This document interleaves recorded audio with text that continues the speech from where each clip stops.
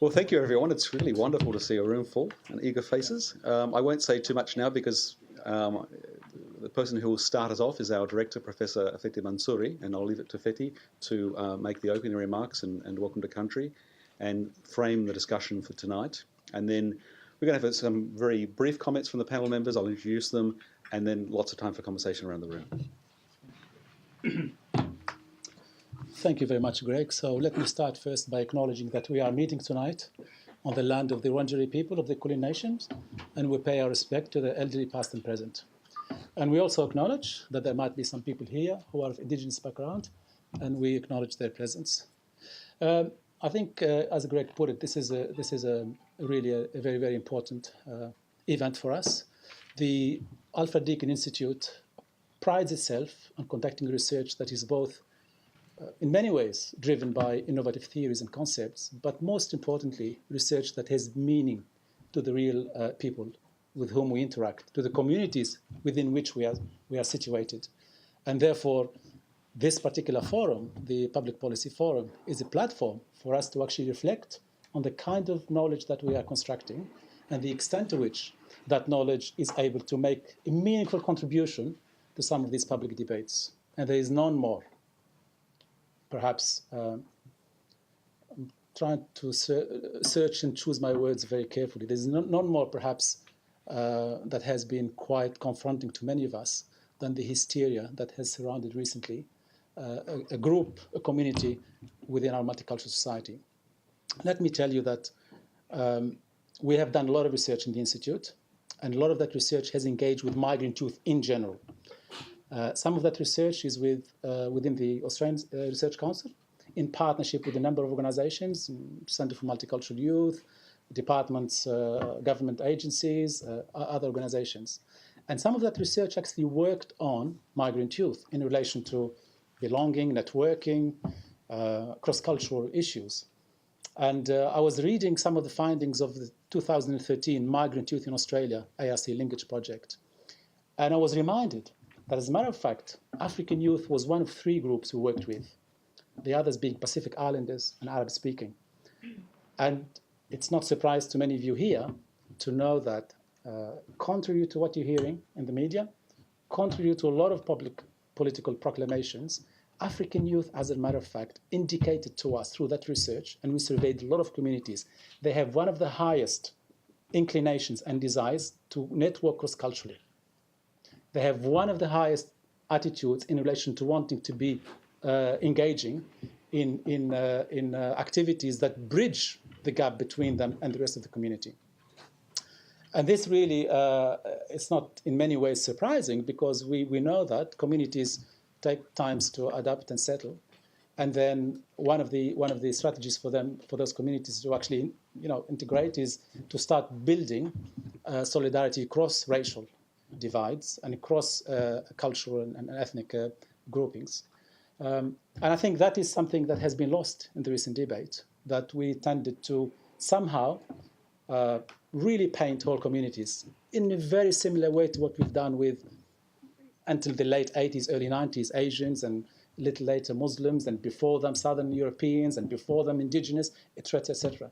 That we are very quick in falling into these very, very lazy stereotyping, which is very detrimental to what we're trying to achieve as a multicultural society. We had a very prominent scholar this afternoon in this very building who left now, and he'll be back on Monday, and he was talking about one of the leading theorists in multiculturalism, Professor Tariq Moudud, and he was talking about some comparative understandings of multiculturalism in the so-called backlash against multiculturalism. And part of the discussion we had is we really need to accept, all of us, majority, minority, migrant, early settlers, we all need to accept that for us to live and coexist as a multicultural society, we all have to understand that adaptation takes different forms.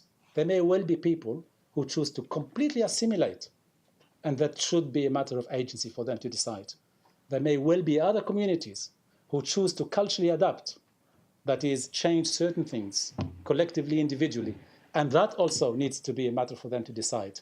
And there will also be communities who choose to retain certain important collective and individual traits of their culture, heritage culture, and we have to be respectful to that, as long as it doesn't actually infringe the laws of the land. So the outcome of that discussion this afternoon here was that adaptation and integration of groups and migrant communities in general actually takes different forms. There is no one way of social integration for migrants and communities. And I think, unfortunately, that's what we need to be very, very mindful of. And we need to be very respectful of towards our various communities in Victoria in particular. So on that note, I'm very delighted with the quality of the speakers that we have, the panelists that we have tonight, of the work that both John Altman sitting there, who was actually the convener for the Public Policy Forum in ADI, and Greg Barton, who worked very hard on this particular forum. We're very excited to hear you guys speak, and over to you. Thank you very much. Thank you, Fethi. Thank you, Fethi. It's tempting for us as academics to, with a microphone, to say a lot. I'm going to try and resist that urge because I'm not a subject matter expert in this area, and it's much more important we hear from community voices, people engaged at grassroots. But let me just say a couple of things about what we're doing tonight. One is, you probably will have noticed, it's a bit hard to ignore, there's some television cameras, not television, but video cameras. We are making a nice quality recording, audio and visual recording, which we'll have up on our website in a week or so, in case it's of use to you. Now, if for some reason you would wish not to be recorded, let us know so we can make sure that we don't include you when you don't wish to be. But we're hoping that the recording might just be a useful device to use when discussing things back with community groups. We're going to ask each of the panelists, I'll introduce them one by one, to say a few words to get us moving, talking about challenges, talking about opportunities, talking about success stories, things that they've experienced. There won't be time for them to encompass everything they want to say because we'll come back to a conversation across the room. I would be very surprised if we run out of things to discuss. I can see you're eager and you're bright-eyed and bushy-tailed. I'm sure there's 100 questions out here. And we've got 90 minutes, which is a generous amount of time. And then we've got some light refreshments served afterwards, halal refreshments.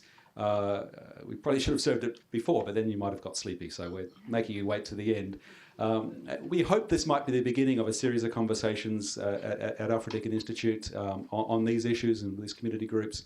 But this is a modest start tonight. So we're going to have hear from each of the panel members in alphabetical order, since there's different ways we've got to arrange people. We thought alphabetical order is the simplest way. So first of all, we're going to hear from Monica Deng, who is president of the South Sudanese Youth United. And I'll introduce the others as we go along. So, Monica. Thank you for inviting me here tonight. So my name is Monica, and I volunteer for a non-for-profit organisation called South Sudanese Australian Youth United. Our vision is just to empower the South Sudanese youth so that they could, live out their full potential. I also work as a pharmacist, and I've been qualified for the past 2 years. Thank you, Monica. And in alphabetical order, we'll go to Santino. Santino Deng is the CEO of the African Australian Family and Parenting Support Services. It doesn't roll off the tongue, so I wanted to make sure I got it right. Thank you very much, Greg, and thank you all for coming tonight. This is, I think, as you said, it's a wonderful opportunity to come and have this chat. I've been involved in the community for a while, and as you heard my name, I did my doctoral at Victoria University, where I investigated changes in family and parenting in different contexts in regard to South Sudanese in Australia. So my thesis is out there in public domain. I also do a bit of work with Victoria Foundation House, and also with that the African Australian Family Support was informed by my research and what I'm doing at the moment. I'm doing some work with different schools in regard to sort of mentoring and helping them to select the right subject or pathway to when they finish high school, they should find somewhere where they can go. So I think I might have taken a lot of time. Thank you very much. And next, my colleague, Dr. Vivian Gerrand, who's done a lot of work with Somali communities here in Melbourne, so I'll let her talk about that, but she's continuing to work in this space, so we're really excited about the opportunities to make new connections here tonight. Thanks, Greg, and thank you for inviting me to speak and to have this conversation tonight, which is a very important conversation and, in a way, sad that we have to have it yet again. To see some of these things played out yet again is very disappointing. I've just returned to Australia after living in Europe for a year, and it's distressing to see some of the media imaging going on and the effects that that's having on people in their everyday lives. My research with Somalis has been going on since 2003. I started doing a PhD in 2005 looking at the way that Somalis in Australia initially represent themselves as opposed to how they're represented in media. I completed my PhD in 2013 and I began some postdoctoral studies, and my current work is looking at the way that images are used by young people online to build resilience to violence and violent extremism. And the pilot project I've just completed has involved looking at young people in the UK, particularly Birmingham and in Rome in Italy, and interviewing people in focus group situations. That's now being developed into a major 3-year study in the Australian context. So I look forward to further discussions. Thank you. Thanks very much. And next in alphabetical order, moving along, Mohamed Ibrahim. Mohamed, I think, is familiar to many, well, I think everyone here, but Mohamed has been for some time head of the National ICT Digital Economy Office in Somalia, is now back in Melbourne, but is able to make that connection between ongoing events in Somalia and challenges facing the community here. Thank you very much, and thanks for the opportunity. As you heard, I'm Mohamed Ibrahim. I've been here for a long time, when Monash University was only Clayton, and when Deakin didn't have Bellwood, and you can get my age and so on from there. But having said that, I'm really excited to be here tonight and be part of this discussion. So I'm going to share some ideas with you from this side of the border as well as from the other side. I spend a lot of time now in Somalia and Djibouti, Ethiopia, Eritrea, and that part of the world. So it'll be interesting to see how people see what's going on in Australia from that part of the world. So that'll be my focus tonight. Thank you. Thank you, Mohamed. And last on our alphabetical list, but certainly not least, and another person who doesn't really need an introduction, but Nyadol Nyu is, I think, really very familiar to you. She's been doing wonderful work in speaking to challenges facing community at the moment. She works as a lawyer, litigation lawyer at Arnold Bloch Lever. She'll tell us about her background, but some of the... We'll sort of move quickly into a conversation about what we see as being the challenges and move then on to think about concrete ways we respond to those challenges. Like most people here, I'm happy to have been invited to be part of this conversation. My day-to-day work, which really should be my focus, is to be a commercial litigator. And I'm a junior lawyer, so probably I should be spending hours like this trying to get something done for a partner instead of us sitting having conversations about community issues, because they don't pay well.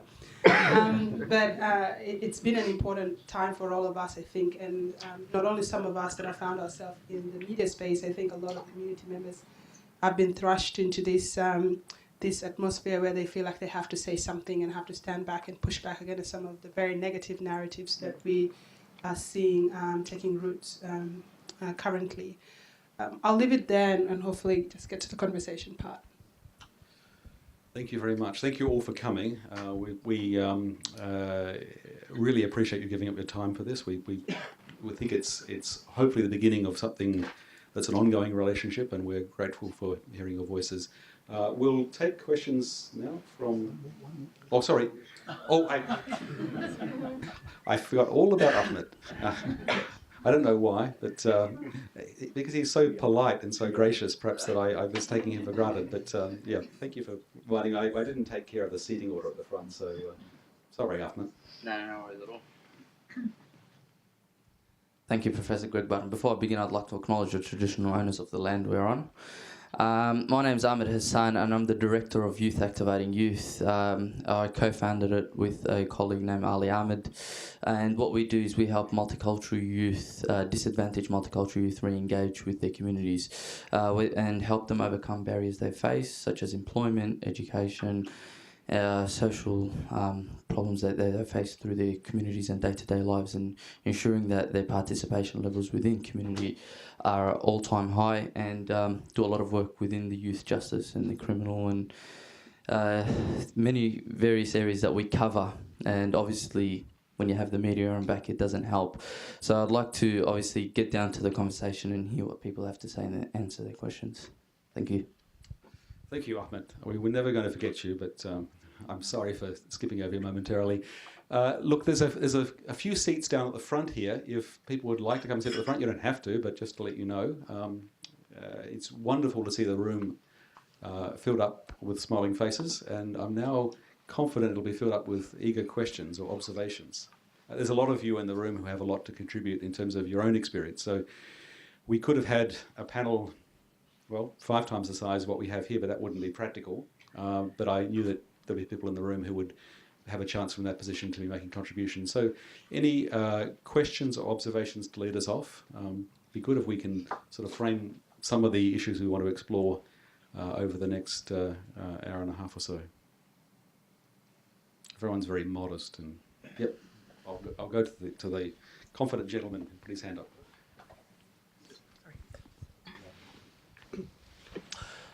Evening, everyone. My name's Timmy Seguin. I'm a Pacific school lawyer for West Justice. Some of you might have heard of the school lawyer program before. Pacifica lawyer, probably not. It's a new initiative where I target the Pacifica communities in the western suburbs. But right now, West Justice, it covers the legal centre covering the western side of Melbourne. And we're trying to tap into the African communities, trying to get a sense of the legal needs. And I'll be interested to hear what you guys think a CLC like us or other legal centres could do in this space to support our African communities and stakeholders like yourselves. Thank you, Samir. That's a really good way of framing things. I think I'll take a couple of contributions first of all, so it gives the panel time to digest and think about how we respond. It's over here. Bear with us with the microphone. It's nice to have the microphone going, since we're going to the trouble of recording things as best we can. So, hi. Thank you.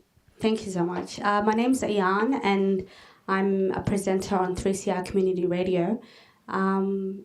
Considering that one of the biggest issues is anti-blackness, is there anybody on the panel who is from an Aboriginal and Torres Strait Island, considering Australia's history, negative history with the original black folks?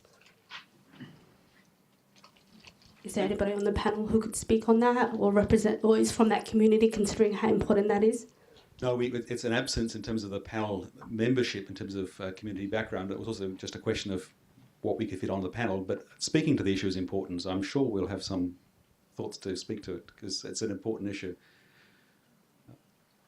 Perhaps we'll take a third question or observation, and then we'll throw to the panel to respond. Yep.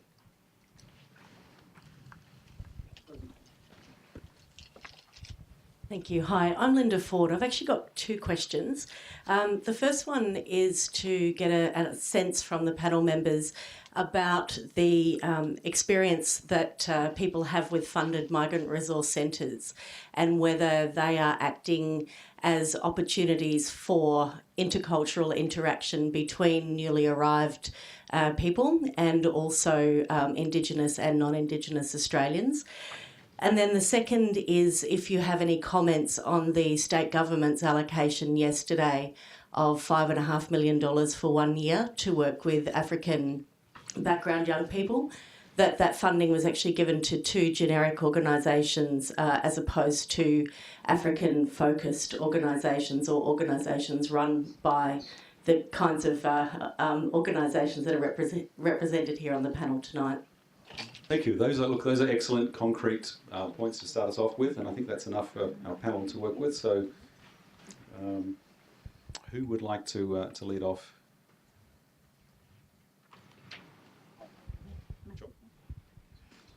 So I'll take it one at a time. So obviously you spoke about the recent government the state government's announcement into South Sudanese communities.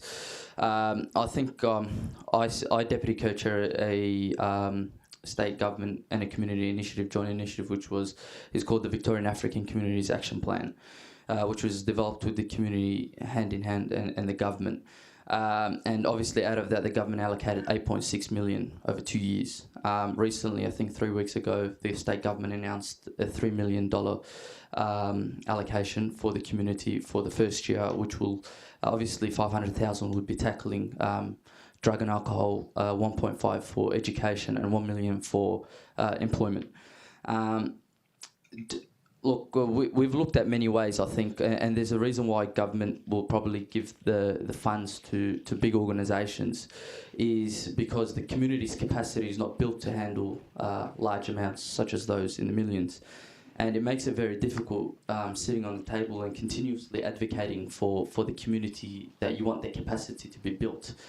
But I believe, because I had some discussions around the funding which was allocated recently, I think it would be building the capacity of the community in a sense where the community would be able to tackle the problems and be the solution to the problems that are actually occurring in their communities. So I don't think so. They can manage the funds, but at the same time, they will be able to work with an organisation hand in hand to solve some of the problems with young people. Just to add on what Ahmed has said, so as I mentioned earlier, we're a small non-for-profit organisation that's South Sudanese based, and we'll be working with those organisations that you've mentioned just to get some of the groundwork going. And as he's already mentioned, personally, I don't think we've got the capacity to handle large amounts of money, but it will be a way for us to learn and improve our capacity so that in future we should be able to manage it ourselves. Yeah, I guess I just want to look at this issue from a different angle altogether.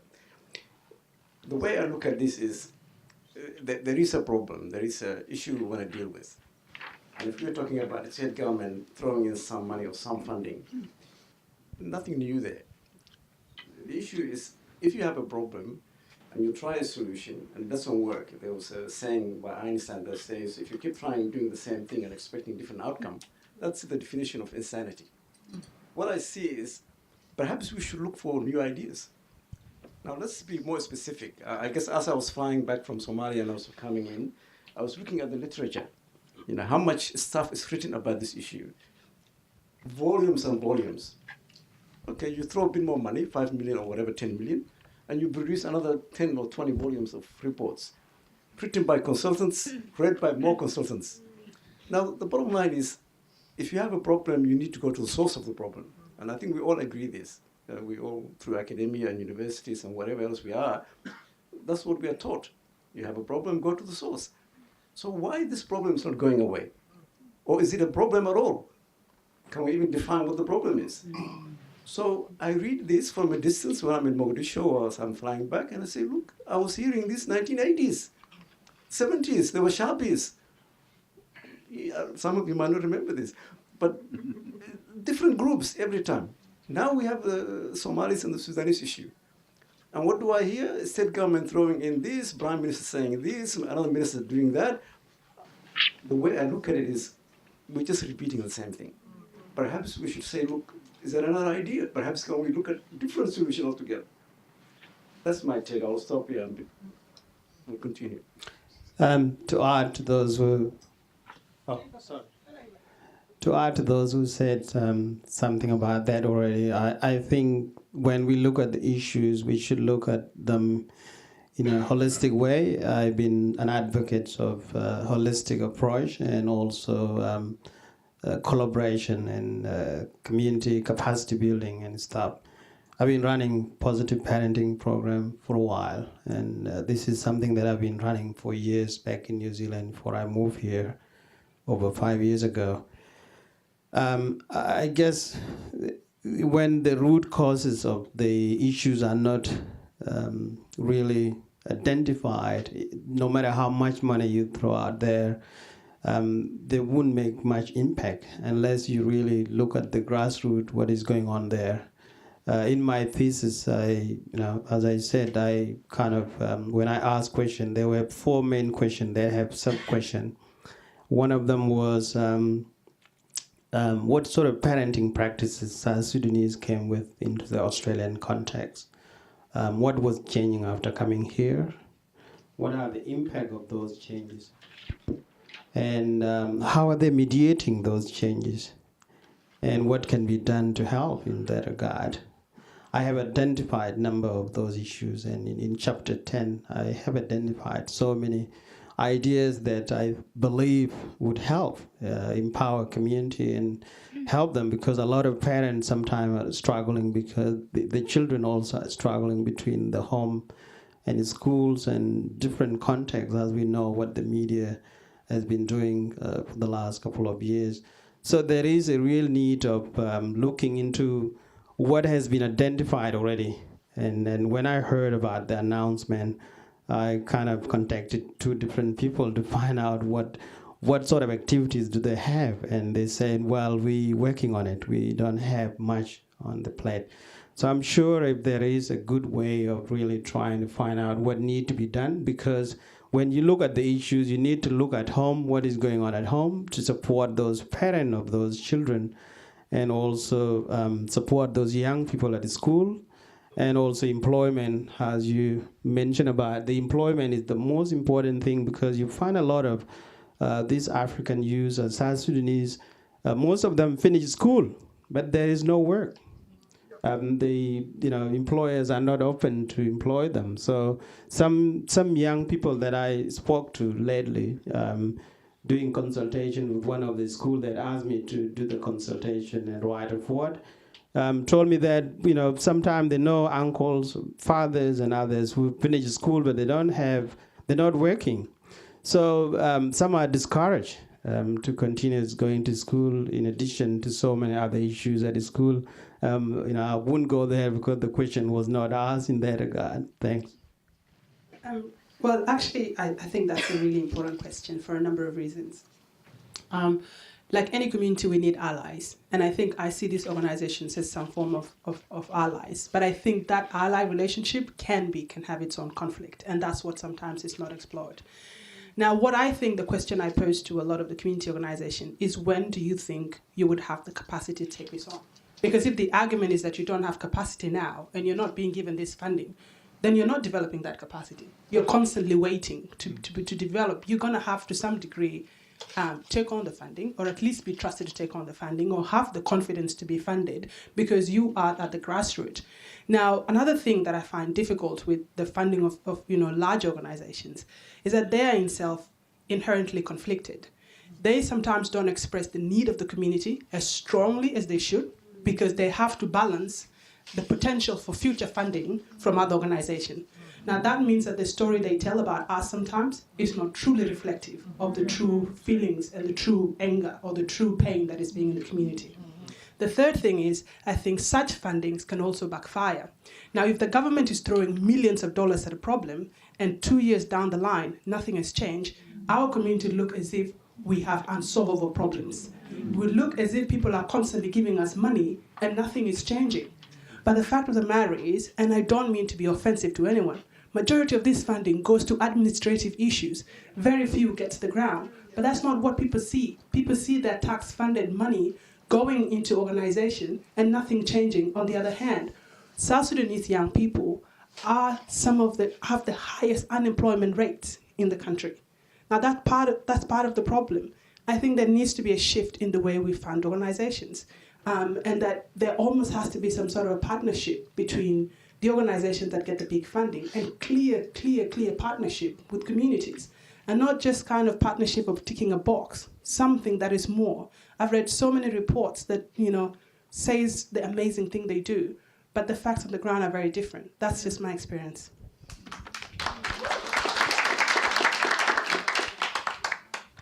Vivian, did you want to join in, or later on? It's up. Yeah, I think perhaps part of the problem is viewing certain communities as a problem. I think looking at the problems in all communities in Australia, including some of the more dominant cultural communities, is part of the way that we need to go. How do we make the dominant cultural groups in Australia more hospitable towards minority cultural groups? How do we address the inequalities we're facing?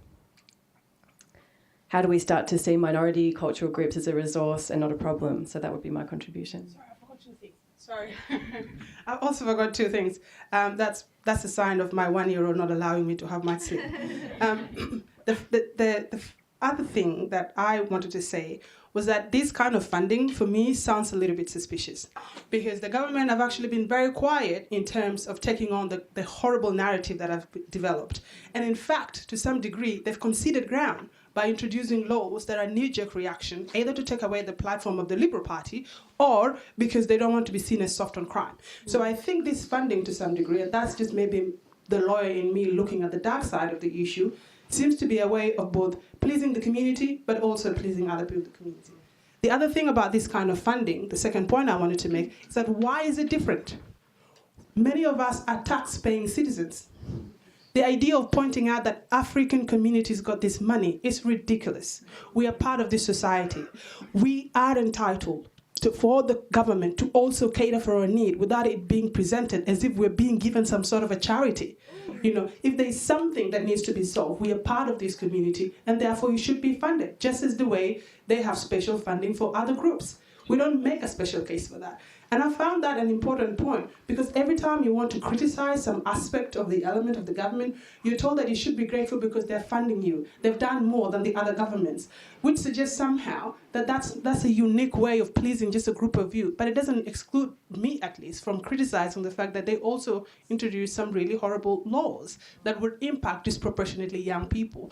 I'm sorry if I sound passionate, but there are real issues.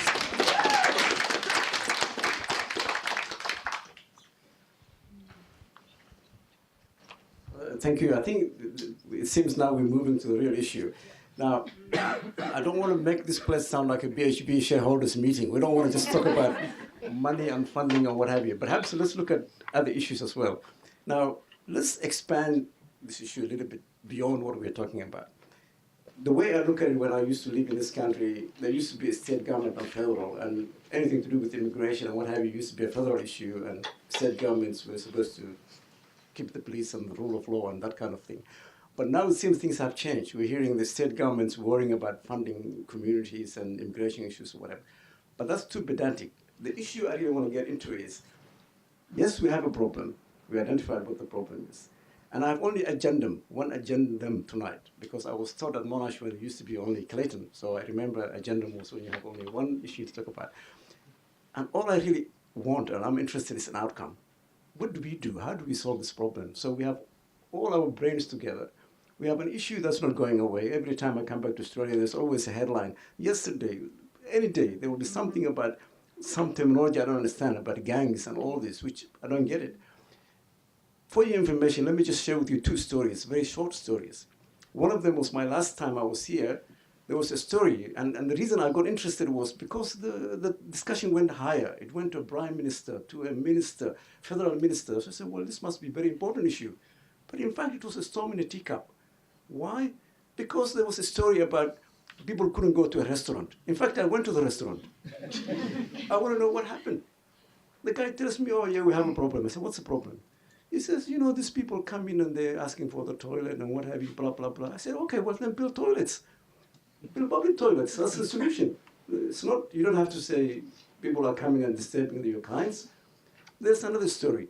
When I came to this country, even before I came to Australia, you might find this interesting. The Australian embassy actually called me, and they were trying to help me to come and get a visa. Because I was doing the right thing, but nevertheless, it was actually the Australian embassy. Then I came to Australia. For months, there were 2 people trying to tell me how the country works. What's your rights? What's your duties? How do you go about schooling? What have you? Now when I go to Nairobi or Djibouti or Dubai, and I want to talk to my folks who are having trouble, they will say, you know what, we can't even get into the embassy. Why? Because my papers are there, but I can't even get in. So before the person even comes to Australia, they already have a problem. They say, where am I going? This place, if I can't even get to the embassy, what's going to happen to me when I get to Melbourne or Sydney? And guess what happens? They will come to Melbourne or Sydney and they're dropped into a suburb and they have to get on with it. So they go to school. How old are you? 17, 18. Then go to the 17, 18 class. But the guy didn't even do primary school. So where does the system fail? I'm not an educationalist. I don't know much about that field, but it will make sense to me if I'm 17, 18 year old and I never went to primary school, then I should do something about primary education before I can go to high school. So the system is broken. This we know. But tonight I want to be a positive person. I'm interested in solutions. So perhaps we should look at the problem a bit closer and forget about the academic papers and the analysis and the numbers. That one number that I want to share with you, which is interesting, and maybe even our Prime Minister and another minister quote, this 0.01% of the population is Africans or South Sudanese, but they commit 1% of the crime. So I said, but I really need to know the evidence. Last time I did a research, you have to give me a reference so I can also look at it and see where this came from. And by the way, what do other communities commit? You know, how do we break down this? You know what I mean?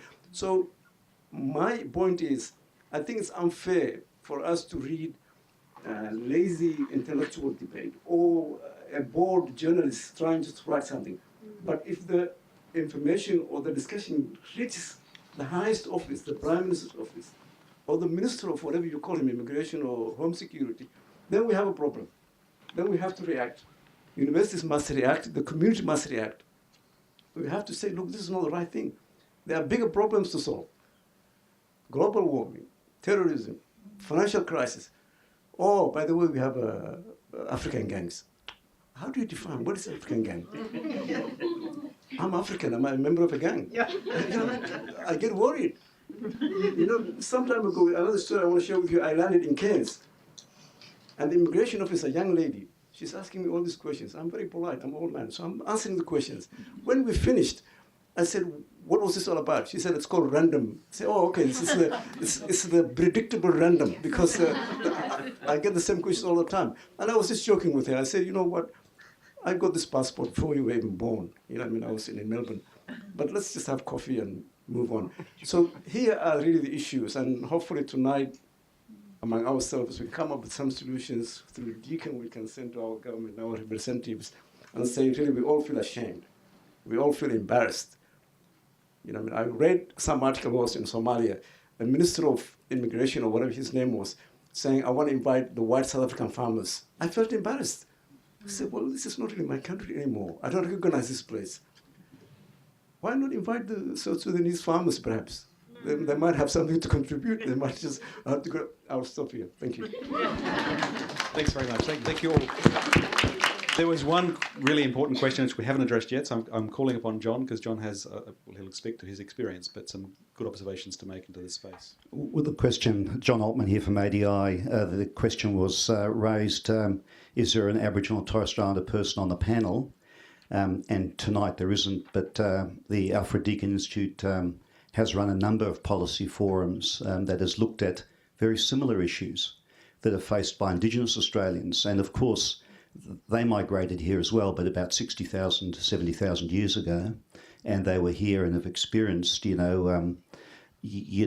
extraordinary disadvantage as a result of invasion and colonisation, and yet they remain marginalised in Australian society socioeconomically, and also experience, very negative, coverage in the mainstream media. So there are similarities there that seem to be endemic in Anglo-Australian society, and I suppose the question that I wanted to put to the panel is, we know that there are these dominant mainstream media perceptions. How does one get a counter-narrative happening? The media is extraordinarily superficial.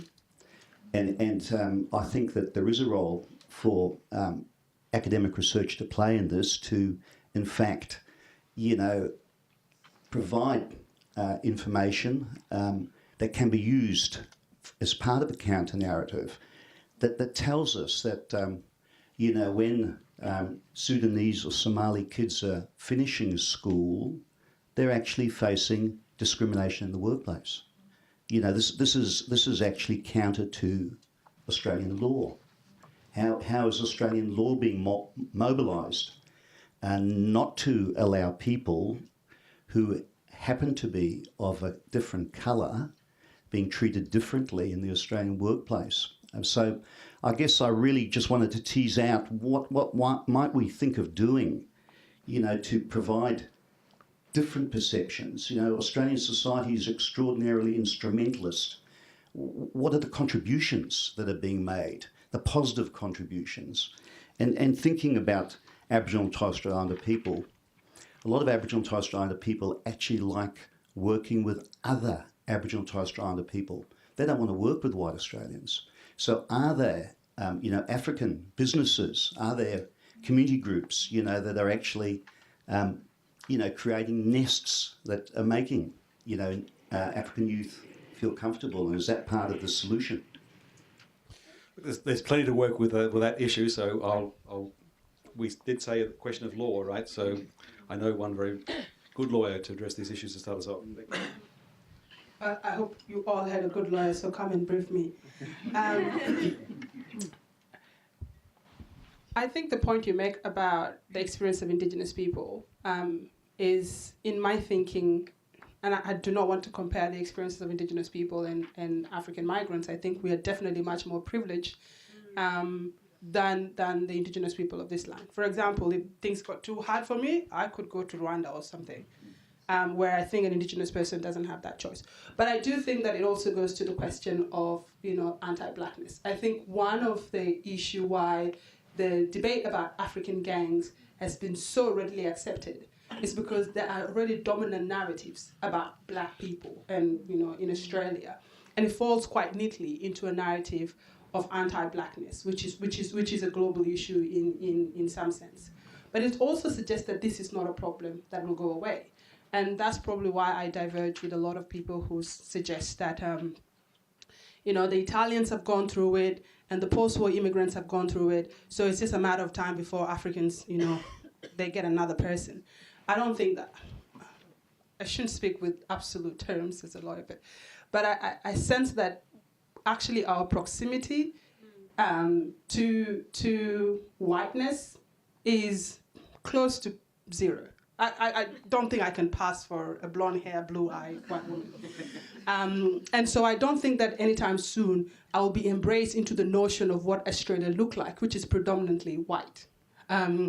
And I think that post-war immigrants, particularly because of their proximity to whiteness, have been embraced into that narrative of whiteness so that they can essentially, over a period of time, be seen as Australian. Whereas I think South Sudanese and some other Africans would always be visibly different. And I think that in itself, it's always going to be a harder argument to have about what it means to be Australian and to be a black immigrant. The second issue about counter-narratives. I think counter-narrative already exists, in my view. But I'm not sure the usefulness of counter-narratives in a space like this. Because my experience has been that there are kind of two dominant narratives. The first one is of the typical African gangs and black crime. The second one is the occasional successful immigrant.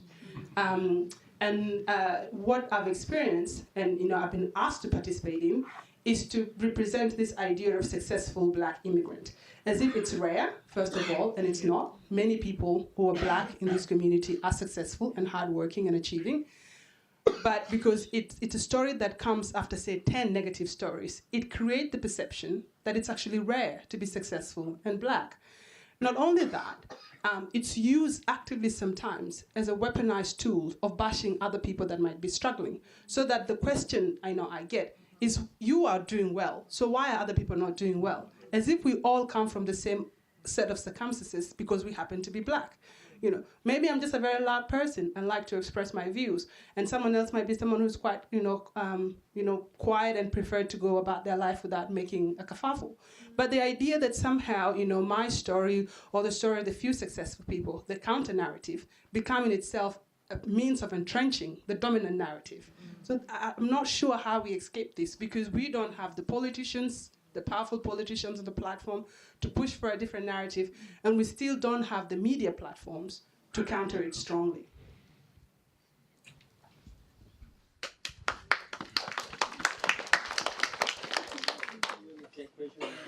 No, please.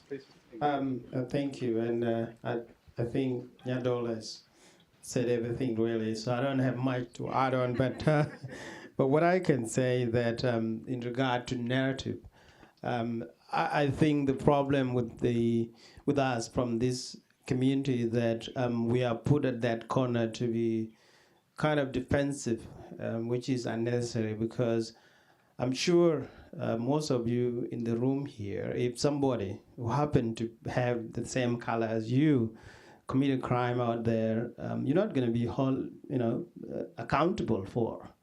And what you found in the media often is that if individual young person did commit a crime, it's all African and all Sudanese, and most of the time, some people would say, well, it's just because that is how the crime can, be identified and tackled, which is an excuse for, just trying to put that across and justified the vilification of the community. I'm sure what it is that would help in that regard to encounter, counter narrative is for community. I know it's too much, because if I'm working, I'm earning my own living, I still have to volunteer to run positive parenting program and other things. So I have that double hat, that foot on my head to be able to help, because my community is under attack and all of us are affected in one way or another. For example, one guy told me the other day after the issue came onto the media again, and he was asked by his colleague at work. They just, when they saw it on the news, they came to him and said, oh, are you guys, Sudanese who are always causing trouble here? And that was so devastating. He's a hardworking man, and, because he happened to be from that culture.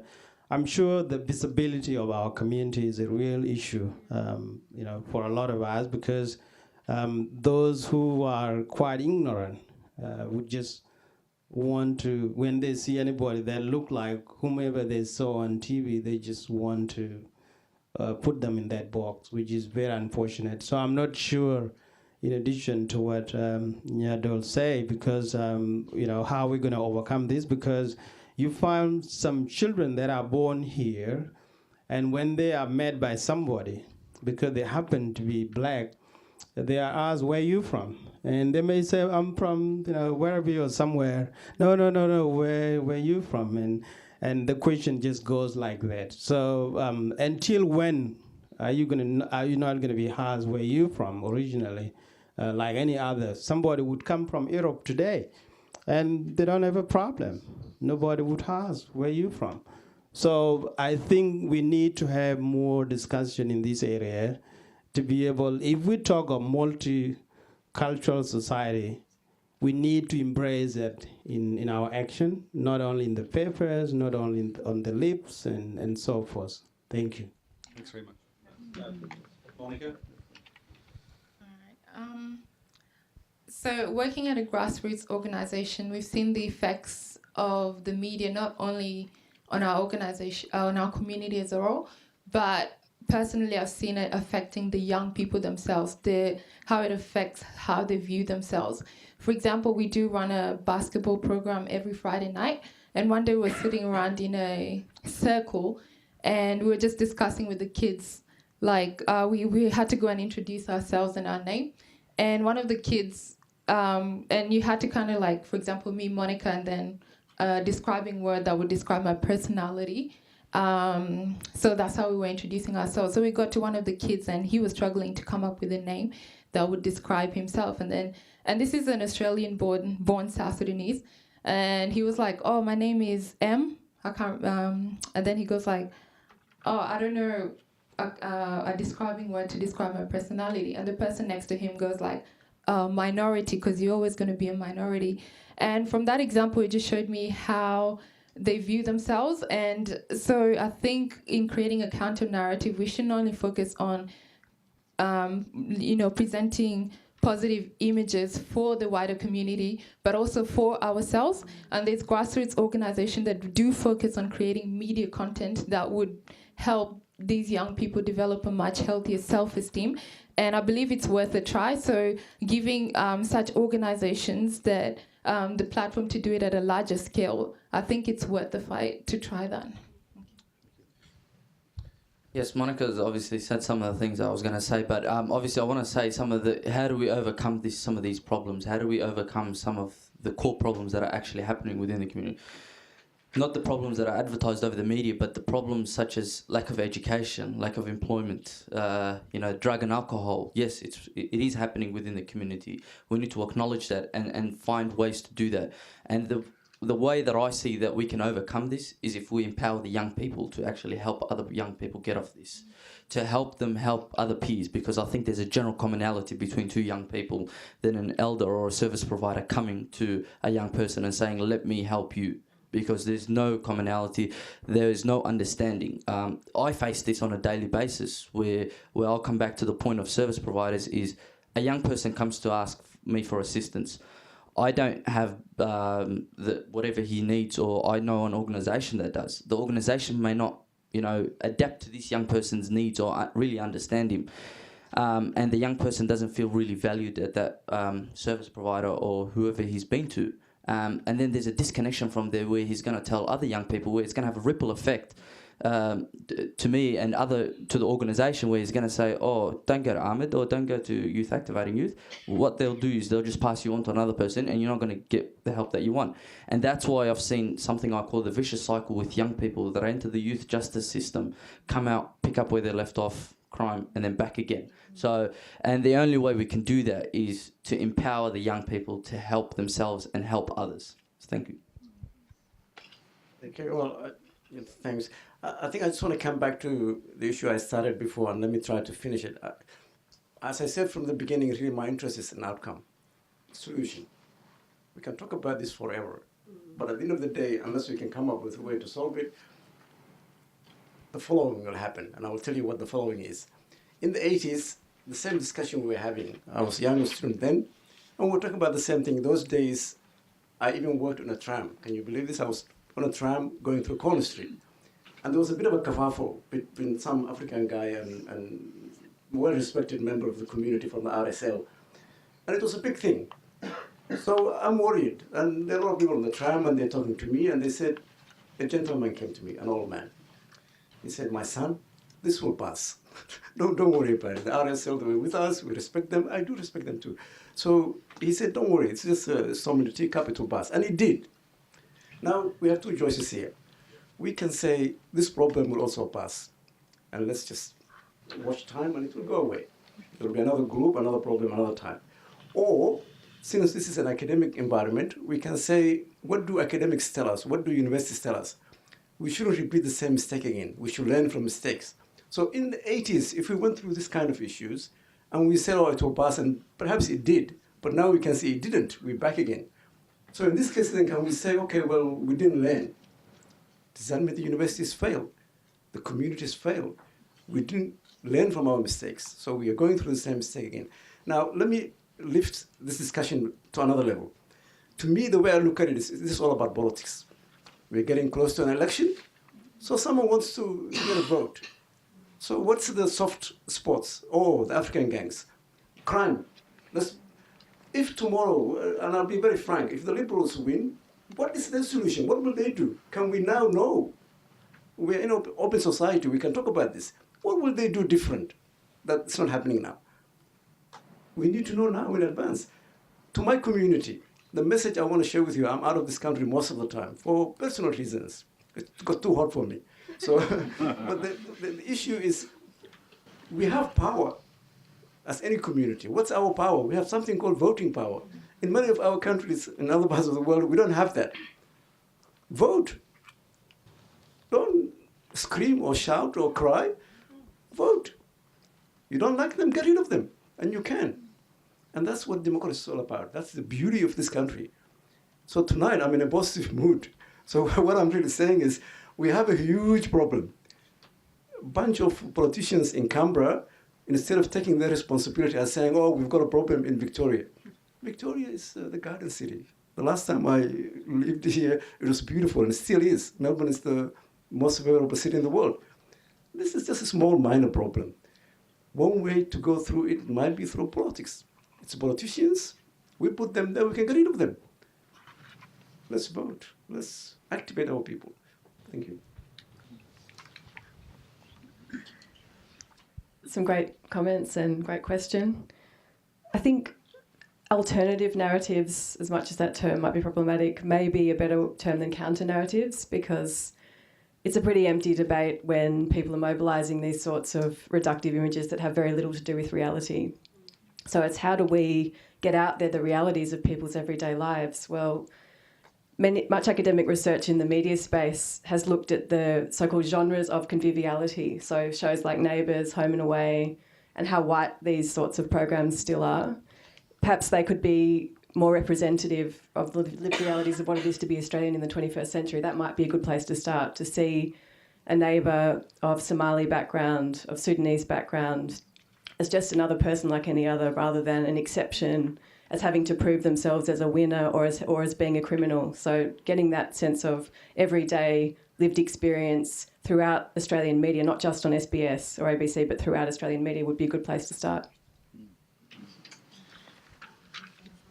Thank you. Thanks for the honesty and candour and the very concrete engagement. We've got at least two questions. One gentleman has been waiting very patiently over here and then over here. So we'll take those three and then come back to the panel.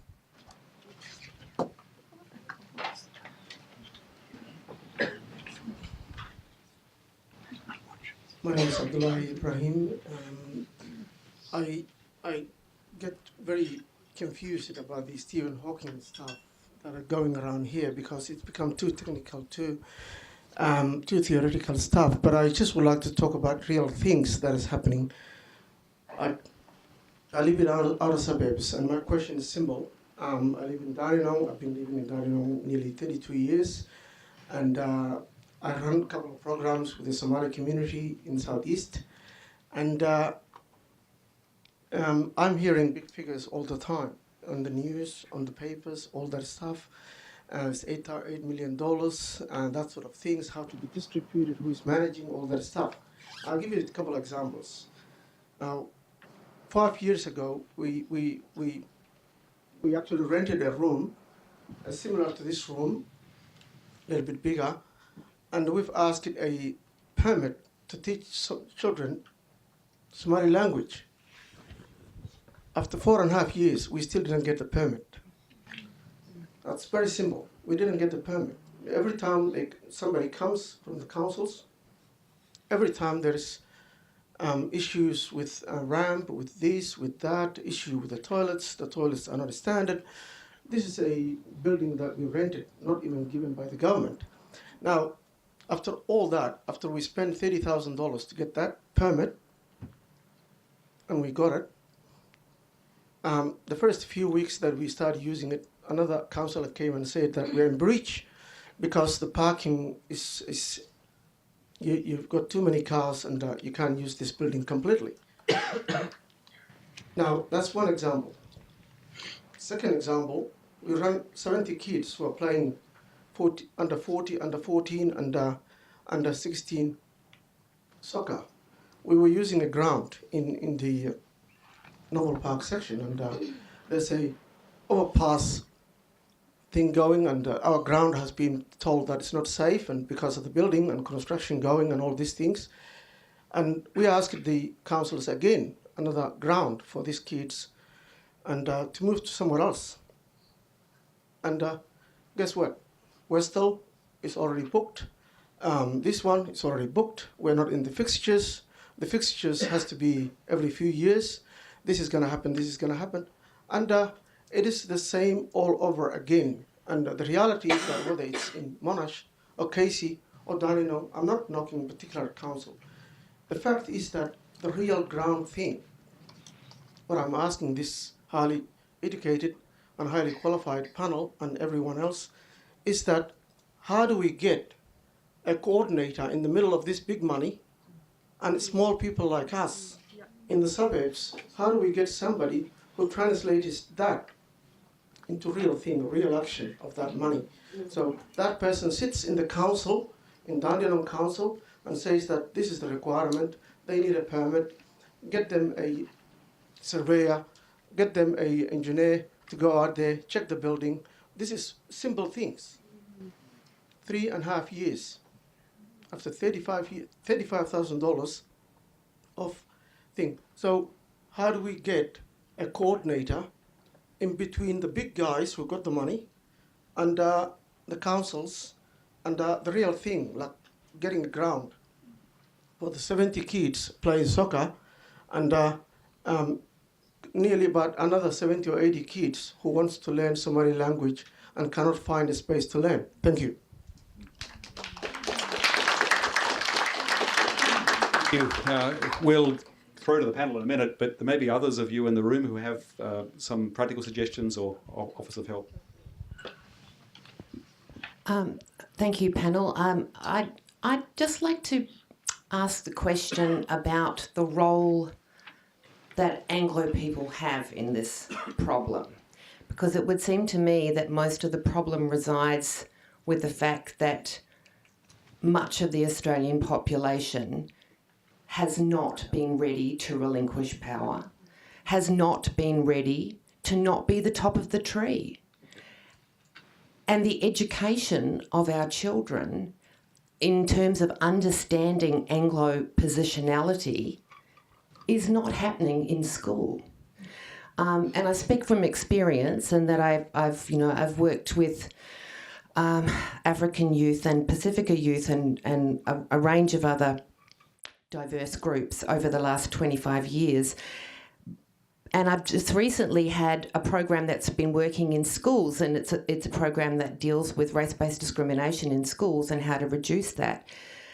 And I have found children incredibly willing and ready to talk about race-based discrimination and to unpack it.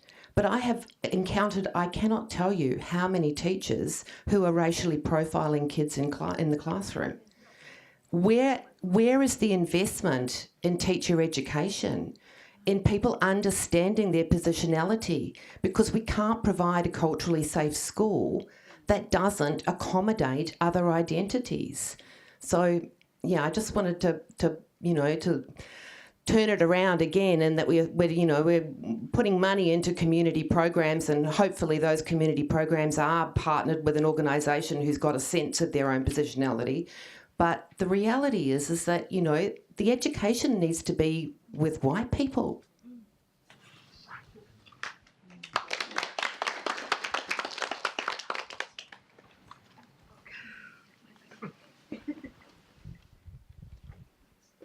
Okay, thank you very much. First of all, I want to say you actually hijacked one of my point, and you put it so well. Thank you for saying that. My name is Mercy Akongo, and basically I have worked with young people for many, many years. Here in in Victoria, I've been engaging with young people going through the justice system for the last 11 months. And that involved basically going into the prison, engaging with the young people who are in the prison. My part basically, I go to, because I want to get to know why they're there, their stories, and when I mean the stories, I don't mean the story of committing the crime. I want their story, like understanding them from what really pushed them into the crimes. There's a lot of challenges, a lot of problems that is happening here, and I am not going to narrate all these stories. I just want to say one thing. I have had young people from African background who are in prison telling me, saying, for us, it's finished. For us, we're already here. But what we want actually people to do, people out there to do, is to save the young people from African background who are not yet in prison.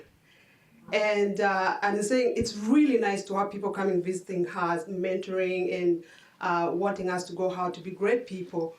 But the thing is, if the problems that has pushed us here actually has not been sorted out, the symptoms are being treated inside here, but the problems still exist.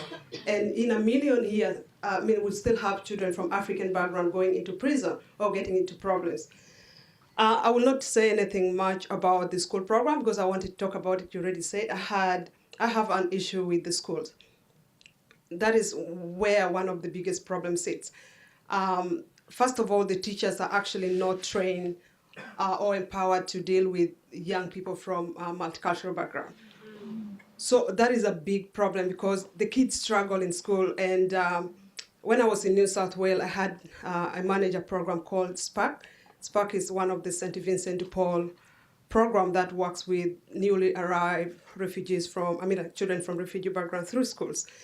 So the program basically does empower like the teachers, but also give volunteers opportunities to go into school and support the kids with their homeworks and things like that. I find that the teachers are actually ignorant or even not interested in supporting kids of color, let me say. They're not interested, and there's a lot of discrimination coming from within the school, but also the children are really beautiful. Like, they follow what adults do, but when you teach them right, they do the right thing. I got the opportunity also to do educational program in New South Wales, where I just go into school and do talks in school about people from refugee background and their experiences back home, and even when they come here, their journey and everything. And I've seen kids raising their hands saying, "What can I do?" And immediately they want to be friends with someone from African background. They want to do this. So what is the government actually doing in, say, in Victoria to empower teachers, but also to make sure they are educated enough to support kids from African background? The other thing is also families. The families, most parents are actually left helpless, like African parents, when I say like that. When they come here, there are ways of raising children which is different from what they're used to. And you find that the ways here are a bit different, and they want to help their kids. They want to support them. They want to discipline their kids in the way that they think work. But they cannot do that here. For instance, they cannot, I won't mention it, but basically, most of the time, they feel like whatever they do to discipline their kids will be held against them. And they're crippled. So how can the system actually be? I don't say to be changed, but basically to African families. I don't know what can be done, but needs to be empowered. The parents need to be empowered to be allowed to discipline their kids in the way that actually will work for them. The other thing that I was talking about, job creation. I've actually had to leave a job because I felt like what I was doing was not making a difference. Going into prison, empowering a young person who is there and saying, when you come out, you can be this, you can be that. And they're like, I want to be that. I want to be this. I have these challenges out there, and that's why I ended up here. So when I get out, I want to change my life. I want to lead a different life. I want to go to school. I want to get a job. But then a lot of time when they come out, actually, there's nothing waiting for them. There is nothing, like you've given them hope, you've been there visiting them and doing all these things. But practically, when they come out, they're still faced with unemployment. They're still faced with the same challenges actually that push them to the street and to crimes and things like that. So what is the government doing practically to put in place services? Like when I say services, it has to be practical, like jobs, create jobs and use the African, we have a lot of community-run organizations. Why can't they give them programs to run? Because they know these young people are culturally be more appropriate for them to actually manage these programs and support them. But you find, this is not happening. For me, it's like, what's the point? I can't go in saying, be this, and I know they're good. Actually getting to know them, you get that they're really wonderful kids. They're really good. I call them kids because a lot of people that I've worked with in maximum security prison that I've gone to visit to get to know their stories, they are all below the age of 23. The majority are 18, 19s. And for me, those are kids. And these are kids who have not been given opportunity actually here in Australia. The system has actually been created to fail them and just fail them right from school, on the street, at home, and everywhere. So when I hear about the funding that has come in place, I know African organization doesn't have the capacity to manage this funding. Yeah, that's true. But when are they going to build their capacity? And how does that really happen miraculously like that if they don't give them a chance? And all these big organizations who go for this funding, someone already said it very well. they're actually not running this project in the interest of people from African background. They don't even understand. I've engaged with organizations that have really been frustrated because they don't even understand the issues. And it's about ticking boxes and accounting for the funding and making sure that next year they have the funding. They don't want to solve the problem so that next year there's no need for this project, you know?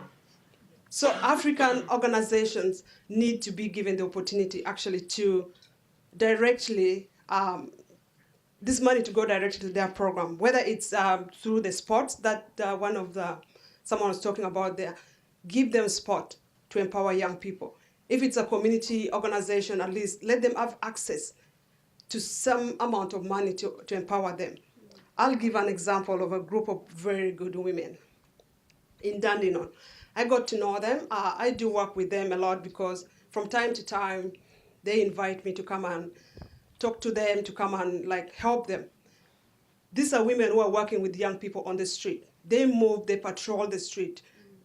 And they're based in Dandenong. They're called Daughters of Jerusalem. And they even go to prison. Like weekends, they're spending time going to prison, like visitation, but also during the weekdays. And they do this with their own money. You know, they do the patrolling. They get the kids on the street. For instance, they give them the Mikey and say, go home, if they say they don't have transport. But they use their own money. They go to prison and go through their own money. Why can't the government actually, or even this funding that has come, why can't they pay these women? Empower them, give them, let it be their job so that they are also empowered financially, but also doing something that is supporting the community. So this is a problem, actually. And the other thing is for the politician, for me, I would just say the African community should not vote them. They should really take this opportunity to look at them properly and de-campaign them, because they're not going to be using them over and over again. So just vote them out. That's it. Yeah. Thank you very much. I knew that when we came here tonight we'd have excellent contributions from the heart and concrete, and it's been even more than I expected. Also more harrowing than I expected, I must say. It's a tough, real issues. We have one more question up the back. Let me just say, and we'll go back to the panel and come back to the floor again, but if somebody from state or local government wishes to chime in and make a concrete response, because they've got something that they can helpfully contribute, that would be very welcome as well. And I'm going to, as we come to the top of the hour, and we later on break for have some refreshments together, I'm going to throw to Fetty at the end. Think about how we wrap this up. I know there's no simple solutions or ways of summarising this, but next steps, what could we do next in this area? So we'll take one more question and go back to the panel. Thank you for giving me opportunity to actually reflect on some of the audience that raised a really great question, as well as panelists. My name is Robert Adwer, and I work in one of the local schools in Melbourne, as Melbourne Secondary College. Let me just put it that. I saw Lisa there talking about the program before. She ran one of the amazing programs within our school community, and that did connect a lot with a lot of our young people, especially the year 8. The point that I will talk about is when programs are created, the sustainability. How do you sustain the program? So that's a question that need to be tackled, because programs are created, but on a shortfall. So when you create a program and take it away from a young person, you sort of pulling a plug away from them. So it's an important part that, especially for someone that work at the school community, I've seen a lot of challenges for young people to actually connect with the program and to be able to develop leadership skill, technical skill, and team building skill. On the wider scope of the narrative of the media, I tend to avoid those one a lot, but they're actually good to challenge them. People like Nyadols and other people within our community are doing those to counter those narrative. But the most important thing for the wider Australia that actually stand with in solidarity with the African community. There are a lot of non-profit organization, business they need to invest on young people to actually give them opportunity and employ them. For someone like work at school, year 10s are the year that young persons start looking for traineeship, starter jobs. So how do you empower those young people, especially in the catchment area that has a lot of new and emerging community? What happened is places like Melbourne are starting to get expensive, and families that can't afford, house tend to move outskirts. So how do you move services to actually to trail them to those kind of outskirts in order for them to engage with the program, supporting job opportunity? What I've seen a lot these days, if you go a lot to the outskirts, there's a lot of housing complexes that are being developed, but you don't see businesses. So people tend to go and look for the job like 30 minutes away. For a young person that doesn't have a car, or getting up in the morning so they can go for those kind of opportunity, that's a big burden. Even for an older person, that's a big burden. So I'm encouraging all the media outlet that has a positive contribution or attribute to the society to reach out, encourage those businesses that actually have the will for the people to actually follow people outskirts to be able to develop those skills. The last point that I will talk on, when you read, Australia is a great country, let me put it that. It has abundant of opportunities, capacity, but if you tend to focus on a lot of negative narrative, you divide community and a lot of social inequality increase.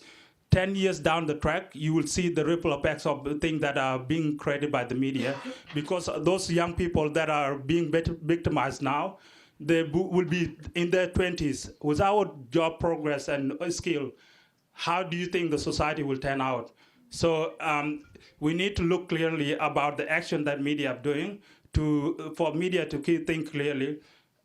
In order for us to be innovative, how do we invest in people, human resources 20 years from now is critical. So in countries such as OECD or Organizational Economic Development countries are rated based on how they deal well with their social issues. You look at things about GDP. When you rate country as the best country in the whole world, under what capacity do you rate that? So those are the things that I could say. Thank you.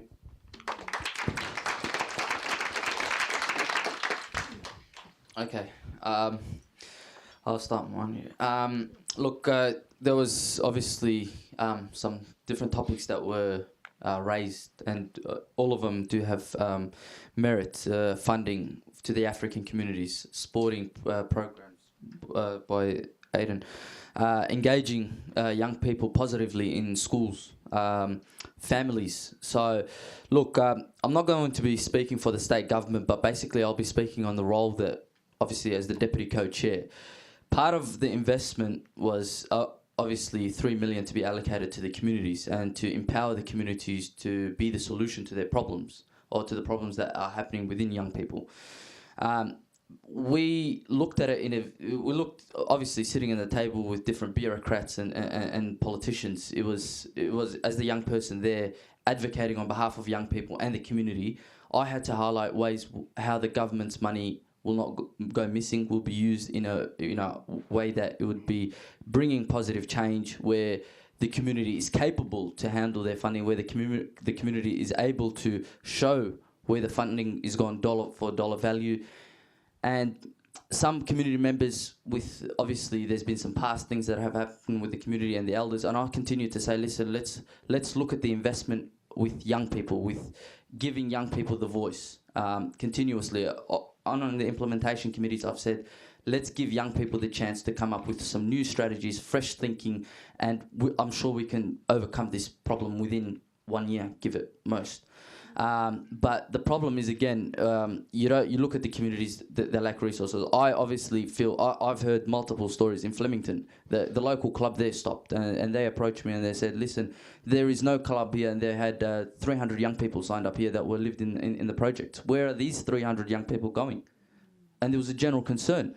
And we had to think of strategies and ways where the donors, the local businesses have said, oh, sorry, your time has run out with us, the 3 years. We're no longer looking to be part of the club.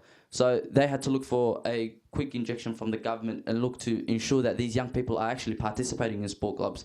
Mothers come to me on a daily basis, if not weekly, saying, oh, Ahmed, I want my young person to participate in a government-funded program where he's able to get involved and participate for maybe $2 a session or something like that, because I'm not able to pay for 7 children $500 each per year to join a club. Okay, there is no engagement with young people after coming to schools. There's a lot of problems. I see problems on a weekly basis. Young people come out of youth justice. The school says, oh, he's a danger to my school. He's a look. I don't want him in the school. He has, how many teachers, how many directors, how many principals have said, please just ensure that the young person does not come back, even though some of these schools are actually private schools where parents from South Sudanese and Somali backgrounds were paying $3,000 a year.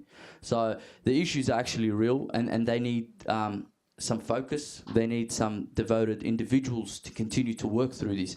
And I think as the African community, or as the affected and marginalised communities such as the South Sudanese, Somali and Ethiopian community, I think what we need to do is have a unified voice through the media, as a community going to government, because I think government listens to a unified voice because they are dependent on votes, which was the thing. And obviously, as we are out from 2 elections, a federal and a state election, basically 6 months apart, we're going to see all kinds of narratives being produced by the media and politicians. So we need to ensure that our unified approach with universities, with academics, with businesses that are willingly, schools, involving those that actually believe in the narrative, which is the positive narrative of ensuring African young people receive an opportunity, because for far too long, young people have had the potential but not have the opportunity. So we need to work in finding those opportunities.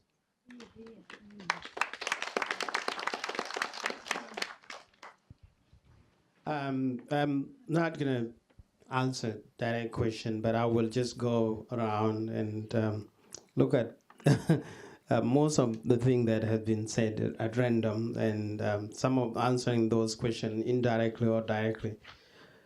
Look, last year I was asked by one of the school, I'm not going to disclose the name of the school, but it happened to have more than 130 African students, but over 100 of those were South Sudanese, and they were really struggling. And it was mentioned earlier that most teachers don't have the capacity to work with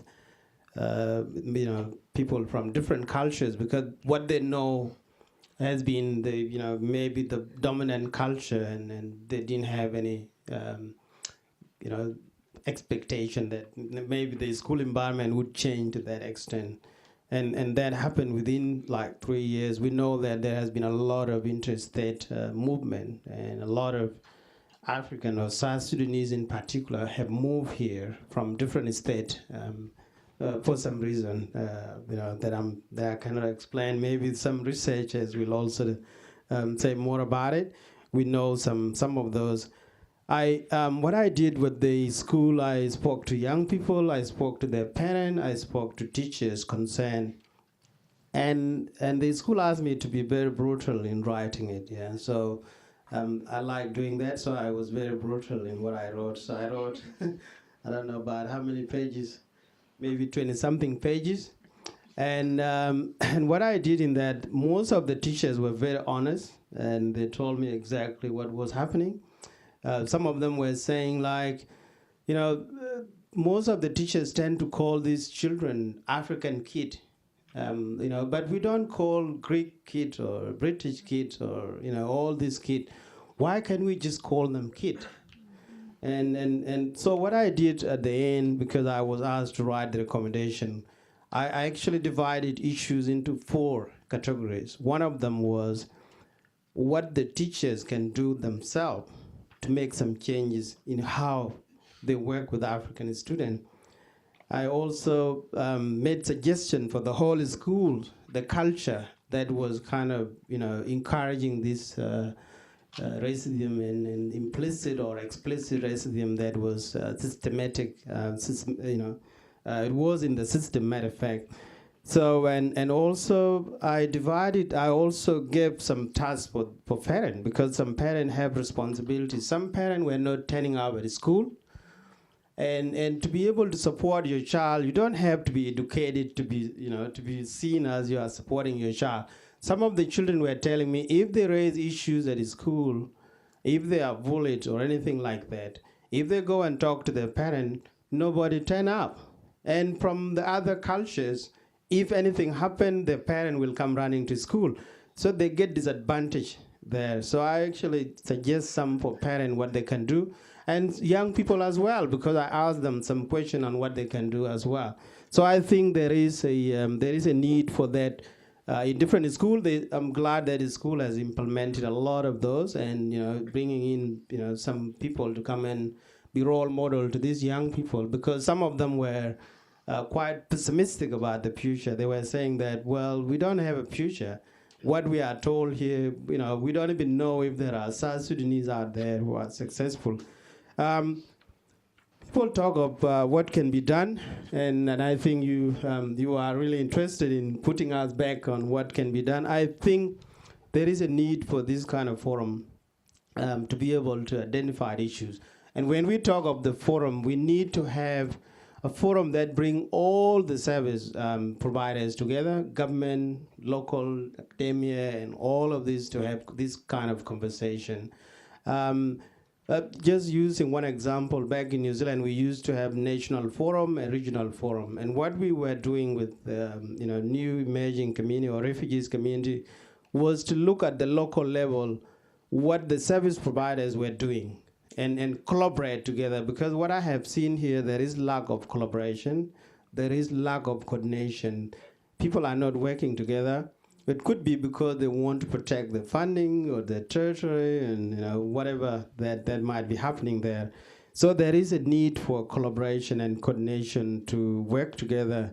As you mentioned about the community center, there are no community centers that are really helping young people. I know that the basketball for South Sudanese has been canceled for whatever reason because of what happened last year.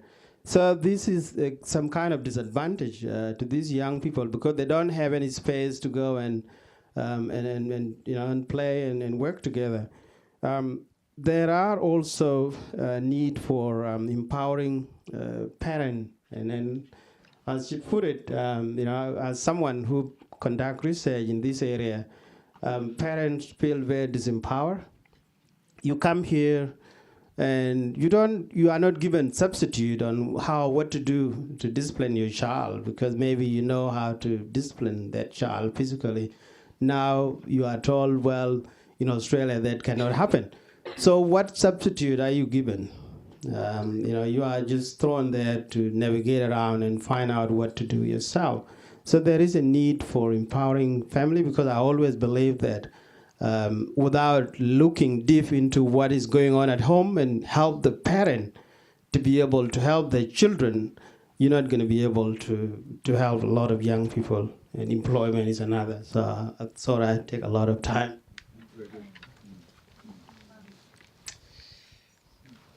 So I wanted to just raise a few issues. So the front of the question was, what can Anglo people do? Like I said before, I think we all need allies, and I don't think that any of this can change without well-meaning, well-intending white Australian joining us and pushing. And to be honest, there've been some of that. We've got to try and give that credit to those people who have stood up. We want you to also vote. Vote because I think voting demonstrates that we won't stand for hate, and we won't stand for politics that has the center race as part of it. So vote. I'm not telling you who to vote for, but vote. Hopefully, you vote for those political parties that demonstrate some sort of sensitivity around this issue. The other thing is about schools. Now, I think part of what is lost when we make issues quite specific, like South Sudanese and all that, is that we don't see how general issues can filter down to affect particular groups. Now, this whole issues about school, yes, I've had the experience where teachers didn't believe that I could even do English. You know, I had shown them my certificates coming from Kenya, where I had scored quite highly in my KCPE, which is the equivalent of year 8 here. And these teachers didn't believe that I could do English, and so I was actively forced to do all the easy subjects, all the boring subjects. Don't do English literature, don't do math methods, don't do this. Now, I don't think those teachers were meaning ill to me. We were placed in an environment where it was relatively a low socioeconomic area, and we've had ongoing debates in this country about school fundings. And there are certain schools that are not as well funded as other schools. And now I think those teachers were struggling with the fact that they all of a sudden have all this group of young people from refugees and migrant background, and not having the funding or the support to help them. And so what they tried to do was make their work easier for themselves and for me, by encouraging me to do those things that they thought weren't going to be as challenging and would require much of their time. I think when we see Sudanese and migrant communities as part of the larger community, then we can talk not only just about the impact of schooling in particular group of South Sudanese young people, even though I think they have their issues, but we can also be engaging in debates about school funding more generally, a debate that even South Sudanese should be engaging, because most of the time we live in those socioeconomic groups. There is no doubt that there are things within our own families that I think plays a big role in why some of our kids end up in trouble. Like any families, you know, I find some of my siblings rather annoying sometimes, and I find my mom intolerable sometimes.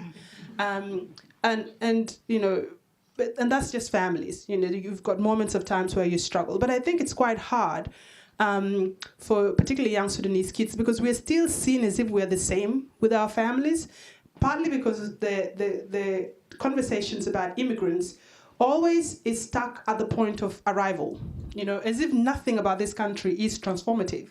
Now, I think in my household, there are 3 different kinds of Australian.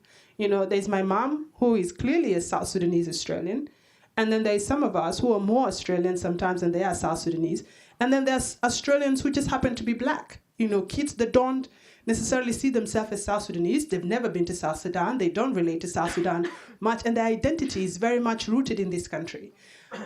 But when we just see them as, you know, South Sudanese Australians, specifically based on the color of their skin, which I think a lot of the conversation, particularly even within service industry, occur, it stuck them at the point of arrival, and those programs don't actually shift with the period of migration. They don't transform to the needs of these young people.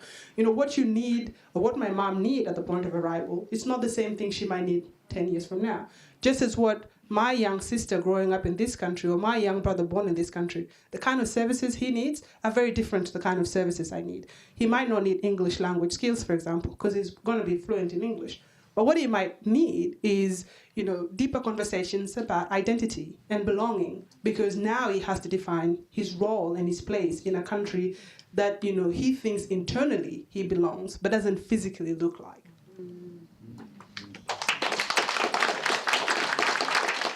Thank you very much. I just want to mention a couple of issues that came to my mind. One of them is, when I was a student way back at Monash, there weren't many Africans around, so there were only a handful. And I was talking to one of my old classmates, and I said, what has changed? Why there's a problem? What's all this about the Somalis and the Sudanese? And he gave me not anthropological answer, but something close to that. He said, look, I get worried when I see them. I said, why? He said, there are always too many of them, 20 of them, 30 of them. I said, well, that's just a cultural thing. They just like to hang around together. They're not violent. They're not upsetting anyone. But he says, it worries me a bit when I see 20 or 30 of them all walking in Footscray or Dandruff. Okay, well, that's another way of looking at this. Now, the more important issue I really want to mention is, we keep talking about the media. And it's the same thing when we hear about the Africans, where there's so many Africans from 50 different countries. We're not all gangs or criminals. In fact, the ones I know, my old friends, hardly any of them is here. You know why? They're all making money. They're all business people. They're actually very successful people. And they don't have time for forums and meetings or whatever. That's another debate. I just heard one of the solutions suggested is to have more forums and more meetings or whatever. I have a contrarian idea. We don't need forums, or fora, if I have to be a bit more precise. What we need is action. We need to do something. We can have meetings. We can have meetings forever. I spend more time now in Somalia, and I want to share this story with you to highlight what I'm trying to say. I engage people called the UN. They wear blue hats, and they live in Nairobi. and they solve the problem in Somalia. So they keep telling me all the time, Somalia's problem is an elephant. I said, I don't get it. How can it be an elephant? They said, because it's so huge, you can't just solve it. It's just too big. An Indian friend of mine told me a proverb. He said, in India, we say, how do you eat an elephant? He said, one piece at a time. So when I went back, I told them, Somalia's problem, still an elephant? Yeah, how about if we eat one piece at a time? They didn't get the joke. They don't have sense of humor. Now, we can look at this seriously. You look at the UN. And I'm trying to give you another example. I'm trying to take again the discussion a bit higher.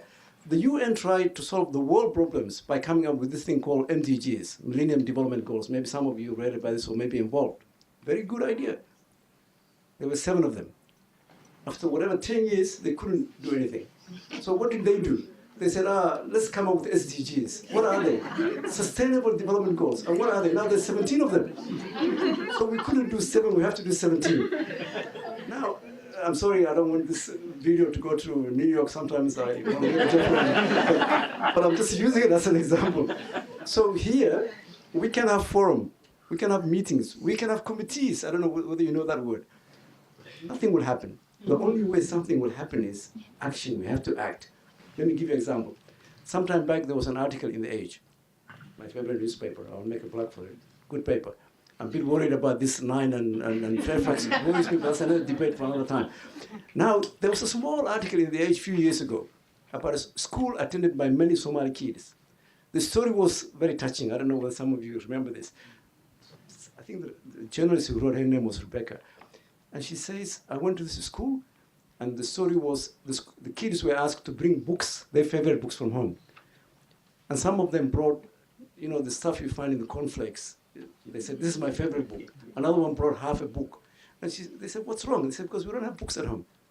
Now, I'm using this example to show you the generosity about the Australian society. That school was flooded by books. Even from the States, people buying books on Amazon. I went to the school, and they said, no, don't bring books. We've got too many. Now, the reason I'm mentioning this is one of the solutions I want to suggest is we have to act by writing. We all have our local MPs. You can write to them. People like to read, and if the idea is convincing, they will act. This is the only thing I learned in Australia. If you write to your local MP, you can write to the Prime Minister. There's nothing to stop you. By the way, I actually met him as an actor. I want to tell you a small story. I actually met he himself, the Prime Minister. I was wearing another hat at that time. He was very focused, very gentle. He was the Minister of Telecommunication, I think, at that time. Now I don't recognize him anymore. I'm worried about it. So that's politics for you.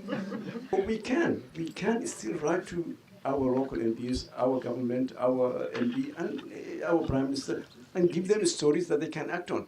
We can write to the papers. Now, the question about the media is full up. They're huge. The people who are writing about the African community in a negative way, actually, they're not that many. They're very handful, but they're very powerful. They write a lot of rubbish, and they get away with. Why? Because we're not writing back. Yeah. So I heard about 3CR, 3RR. I don't know about this 3 million about Victoria. Maybe that's where the money should go to, because those radios do a good job. Again, I'm making a plug for the community radios. But we should engage through that level, the grassroots. Educate ourselves and say, look, how do we engage? We live here. This is our country. But if we're out of it, then we'll be always out of it. We'll be the scapegoats. I stop here.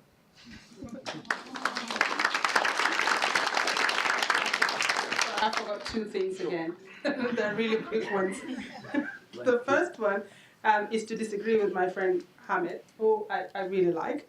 And it's this idea of the one voice. Why should we have one voice? We are a diverse group of people with diverse political views, and the idea that somehow the being unified in one voice is a statement of, us doing good things, I think I don't agree with it. I agree. I think it's used to dismiss us It's a way of dismissing the opinions of the community by saying, you're not organized enough, so we're not going to do something. We are entitled, as many as Australians are, to carry as many diverse views and to disagree as much as we can. Just because, Nelly Yo wants to go and say there are crimes in Victoria, that's his freedom of speech. Mine is to say, I don't believe that. Let's create the platform to debate and not allow this idea of a unified voice to be the only way in which we can express ourselves. Because the moment we do that, I think we create the danger of the single story and an expectation that any kind of divergence means that we don't know what's going on in our own community. It just means we have different interpretations of it. The other thing I wanted to say is that I don't think that, governments are great. I'm happy to live in a country that has a working government. I'm very appreciative of that. But the honest truth is that the solutions are going to come from us. They're going to come from the people that runs the program for the Somali language class without the funding. They're going to come from Daughters of Jerusalem who spend their time at night doing the work they do. It's not going to come from the government. It's not going to come from the funding. And if we wait for that, I think we're setting ourselves for some level of failure. Because what happens if a new government comes in and decides not to fund these programs? We won't stop doing the things we do in our communities. And that's another narrative that gets lost, that we are doing stuff. People ask you, so what are you doing in your community? There are so many things that people have been doing in our community. We haven't been sitting on our hands. We've been trying to do things for our own children. And I think that, we have to emphasize our own ability to solve our problems and have a little bit of confidence in that. And I agree with you. We write, whether it's writing to the media, we create creative spaces where we tell different narratives. And now things like social media, I think, somehow allows the playing field to be a little bit fairer. Young people can make videos and challenge those narratives. The demonstration by young people on Saturday I thought was very powerful. We were able to see articulate young people that weren't organized by anybody, who was always in the media, standing up and speaking up for the Australia they want to be. So I think the solutions will generally come from us. It's not going to come from the government as well intending as they are. We can partner with them, but I don't trust. Yeah, we've become political footballs, unfortunately. Yeah.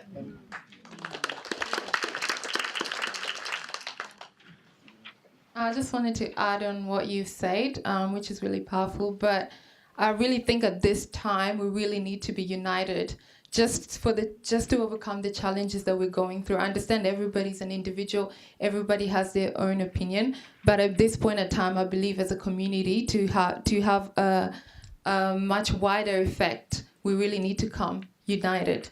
What I wanted to answer was just in regards to add on what you said about, creating our own opportunities. We can't just sit there and expect, Anglo teachers to go and, educate our kids. We really need to, encourage our young people to, study education so that they could be up there, because I believe they will have the best interest of somebody like their own children at heart. So support people who are within the education system so that they can continue studying. And I'm sure this is a very long-term solution, but I think these are ways that we really need to invest in so that when they grow up, they could be part of making policies and changes, because I don't think we can sit down and expect the government to do things for us. We need to be more proactive in that space. And going back into what you said regarding about how, for example, we can liaise with government people so that we can get the funding as a grassroots organization. I believe, coming from such a different background, South Sudan looking so different, at first people, they think you're scary. They're like, 6'5" and you're only 14. But I think it's just yeah, even me personally, a lot of people find it hard because they're like, oh, you look so different from us. But at the end of the day, we're still human. So actually developing relationships with people, so finding people within that council and talking to them, getting to know them, and them getting to know you. I believe that would be a way for you to, for us to actually, be able to have a relationship with them so that the funding can come to us. So if we keep applying, I don't think it's going to make a difference. Thank you. Thank you, Monica, and thank you all. I know that there's more questions here. We have some time now with some refreshments. We've got vegan, vegetarian options, but all the food is halal. So we'll go to that in a minute. Let me just make an important announcement, though, about these public policy forums we have. We've got one coming up at the end of September called, provocatively, How the Environment Gets Under Your Skin, which I think is about epigenetics and microbiota and other such things, looking at environmental impacts, and so that's part of what we're trying to do here. But I want to throw to Feti now before we thank the panel to talk about where we go from here, because we can't engage with these heavy and important issues and just walk away and say, okay, next topic. This is something we have to carry on. Yeah, it's an easy gig, yeah. I think a lot of the suggestions and observations by the panel really hit very much the mark in relation to what needs to be done. There's no doubt that mobilization and alliance building is absolutely essential. Let me remind you that in the late 60s and in the early 70s, at the peak of the civil rights movement, what really made the civil rights movement deliver in relation to African Americans and other emancipation movements that were coming through is the alliances that were built through that movement. And we saw very quickly in that period how later we called them rainbow alliances because they were so different. People came from different groups who had different struggles they were engaged with. And really, by getting together and articulating a kind of a struggle agenda which was inherently anti-racist and visibly emancipatory, leads, calling for emancipation in its message, has meant that a lot of achievements were able to be realized in quick succession, I would say, through feminism, multiculturalism, and Black Power movements before them. That in a country in America where in the late 30s and 40s, we still had the Chicago Anthropological School, who was still calling for assimilation of African Americans into the white cultural mores. So just think about that for a minute. And I know that there's some criticism of working with organizations which might have different agendas. But in my view, there's absolutely no substituting African Australians, South Sudanese African Australians, who, if you look at the proportion of demographics, they're a very tiny proportion of the population. So the only way you are going to optimize and maximize the influence through voting or through political lobbying is actually by doing two things. One is mobilize cross-cultural groups, as I said earlier, cross-cultural networking. And that has actually positive impact anyway in relation to anti-racism and anti-prejudice, because the more you get to know people, we know that the more you resist those racist tendencies. But more importantly, the more you're able to do that, the more you develop a very powerful voice in this public debate. Ultimately, and this is something I'm thinking about, multiculturalism is going through an identity crisis. Itself, multiculturalism, it's like a late teenage years that we are experiencing. Why? Because we've conceived of multiculturalism, even in Australia, in the early 70s. Think about the complexity, the diversity of society that we have today. Think about the multiple connections and affiliations that people have. Think about the connectivity that we're engendering through new media, social media, digital platforms. That wasn't the case in the early 70s. So the policies we conceived of are no longer relevant today. There's a disconnect between what we think, as you said, what we think is relevant to me and relevant to my kids and maybe to my mom. It's because we're now going through super diversity with completely different set of priorities. And unfortunately, policy is not catching up. And even thinking, and so academically here, is still struggling to catch up. That can only be overcome by, I'm sorry to say to you, by having these kind of conversations to actually explore what it is we can do in schools, in local governance, in engaging in active political activism, if you like, and in particular in ensuring that there are alliances across cultural divides, I don't like the word divides, but across cultures, across ethnicities, across even generational, because now we have other issues of intergenerational gaps that are emerging. I think we need to finish on a very positive note. We do comparative research, surprise, surprise. And on all of those indices of comparative research, actually Australia doesn't do too badly. I have to tell you this. Even though you might think it's doom and gloom, we don't do too badly. It's probably as positive as it gets, but that doesn't mean that the struggle has been won. It means we can do a lot better if we know where we are failing. And you are absolutely spot on. Education is one of those key areas where we are failing. Because unless we change that, there is no prospect for long-term positive change, transformative change, as we would like to say it. So on that note, thank you very much for being here. I look forward to seeing you here again, and please join us for refreshments.